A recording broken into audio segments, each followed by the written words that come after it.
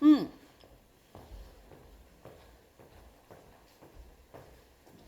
봅시다. 헌법. 일자. 헌법이라고 하면 국가의 통치구조. 국가를 뭐라고 해야 돼? 통치. 국가를 이렇게 움직이는 그 조직은 어떻게 되어 있는지, 그리고 작용들은 어떻게, 통치 작용은 어떻게 이루어질까? 법을 근간으로 이루어지는 것도 있고, 법을 근간으로 해서 이루어지지 않는 것도 있어. 근데 이걸 좀 잘 봐야 되는 게 뭐냐면, 법 적용을 안 받는다는 얘기는, 여기 보세요. 아예 법의 범위 내에 안 들어간다는 얘기가 아니에요.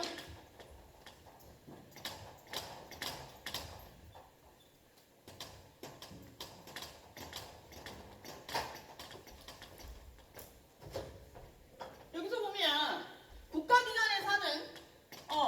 국가기관에서 하는 모든 행위는 법의 적용을 받는데, 구체적인 법이 나와 있느냐 안 나와 있느냐가 문제거든. 예를 들어서 우리가 그 국가기관이 하는 행위를 두 가지로 나눌 수 있는데, 기속행위랑, 이거 행정법에서 나오는 건데 재량행위 두 가지로 나눌 수 있어. 기속행위는 법에 일일이 절차나 규정이 나와 있어. 뭔 얘기인지 알겠어요? 법에 나와 있는 대로 하면 돼. 그런데 재량행위는 뭐냐면 범위를 딱 정해놓고 여기까지는 니들이 알아서 해. 여기만 넘어오지 마. 이게 재량행위거든. 근데 중요한 건 여기만 넘어오지 말라고 하면 기준이 있어야 될 거 아니야. 그게 뭐냐면 공공의 이익이에요. 그러니까 공공의 이익. 그러니까 이 얘기지. 국가기관에서 위에 조직들이, 국가 조직이 할 수 있는 행위는 두 가지가 있는데,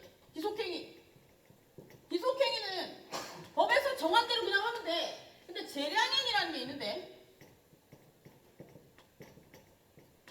예를 들어서 이렇게 범위를 정해놓고 여기까지만 해. 그런데 이걸 합리적으로 운영하려면 니들이 알아서 해. 이거랑 똑같은, 예를 들어서 건전지 가지고 와야 되는 거야. 제가 듣겠습니다. 감사합니다. 네. 잠시만 얘들아. 야, 이거 좀 해주라. 네가 해줄 수 있지? 오케이, 해서 마셔. 여기 보면 재량행인데,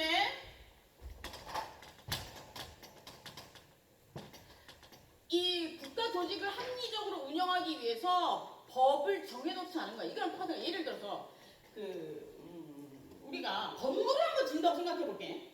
그러면 우리가 제일 처음 해야 되는 게 뭐야? 건물을 지으면 뭘 해야 될까? 돈을 마련해. 오케이, 맞아. 두 번째 뭘 해야 돼? 돈만 있으면 집 질 수 있어? 땅을 사야 돼. 시공을 하려면 뭘 해야 돼? 시공사를 선택하고 그 시공사를 선택하는데 뭘 기준으로 해서 해야 돼? 건축법. 그지? 건축 허가를 받아야 돼. 시공사 선택해가지고 그냥 돈 자기 땅 사가지고 자기가 짓고 싶은 대로 지으면 어떻게 돼요? 무허가 건물이야. 무허가 건물 어떻게 돼? 철거될 수도 있어. 그지?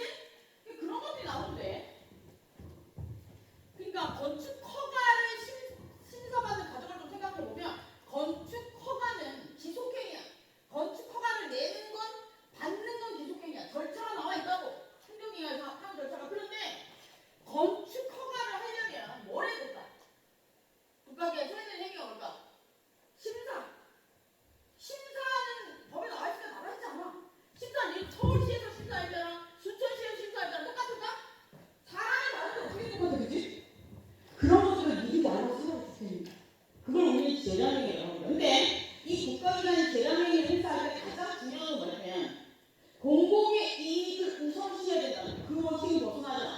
그래서 그걸 넘어가게 되면 우리 뭐라고 하냐면 권력 남용이라고 해요. 권력 남용은 여기 봐봐. 여기가 이제 재량권을 행사할 수 있는 구간이잖아. 재량권 행사. 재량권 행사할 수 있는 구간인데, 이걸 넘어가게 되면 여기까지만 하라고 그랬잖아. 여기는 공공의 이익이래. 공공의 이익을 중심으로 해서 재량권 행사하래. 근데 저걸 벗어나게 되면 어떻게 되냐? 사법시사의 대상이 되는 거야. 그리고 허용의 범위를 넘어가는 거야. 그러니까 권력 남용. 사법권 수사의 대상이 되는 거죠. 법에 위반되는 거야. 그렇게 생각하시면 돼요. 그래서 그 국가기관이 할 수 있는 행위 두 가지, 기속행위, 재량행위. 행정법에 나온 내용이긴 한데, 행정법에 나왔다고 행정법만 적용되는 거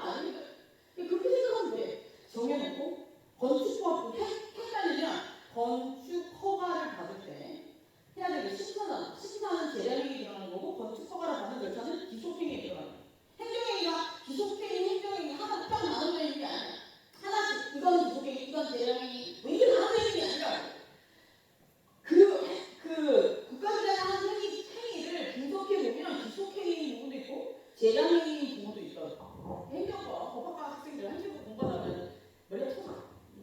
왜? 시험이 이상해. 아무리 읽어도 이상해.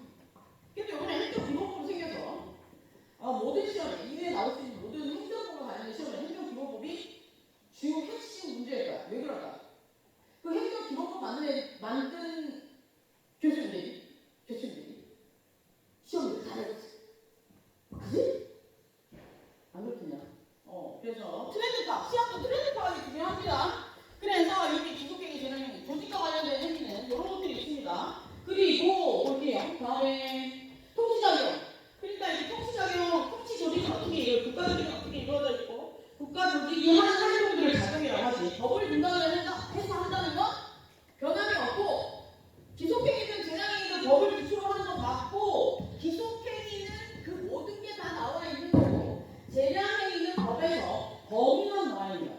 범위만 나와 있고 그 범위라는 건 뭐야? 도덕적으로 하라 이거야. 네가 안쓰면 안 되겠다. 네가 내 흉을 치우지 말고 국민을 위해서 활동을 작용을 하라고 하는 게 재량행위야. 그래서 이걸 어기면 어떻게 돼? 그 범위를 넘어서면 범위를 넘어서는 게 뭐야? 내 주머니를 치우는 거지. 내가 만약에 국토부에 근무를 해. 그럼 땅이 어디 날지 알겠지?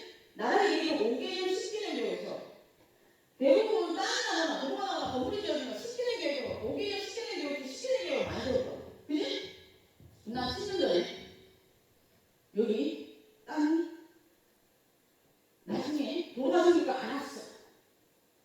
이거는 이 안 내용은 공공의 이익이잖아. 그치?